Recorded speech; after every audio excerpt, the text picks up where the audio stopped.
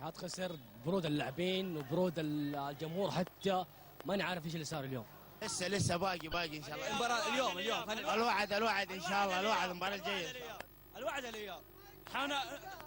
ما لسه ما تاهل، الفارق هدف. 1-0 ننهيها، 1-0 ننهيها. انا مهاجم زي النص، مهاجم هذا ما ينفع مقطع. والله تعبان اليوم في الشوط الثاني صراحه، سلبي جدا جدا. امر الله. الشوط الاول خسارة الاتحاد. لا الفرديه الكثير، مختار فلاح تمدي يسجلها تنتهي المباراه.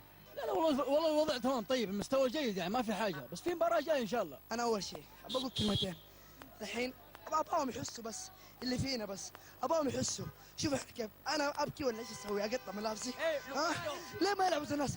عبس مفلو يلعب ظهير ايمن، مفلو يلعب، دخل مسخ شرحيل هذا المدرب هذا. المباراة طبيعية جدا يا وليد، يعني الاتحاد والله كان لاعب افضل من الاهلي، بس على ضربة حظ.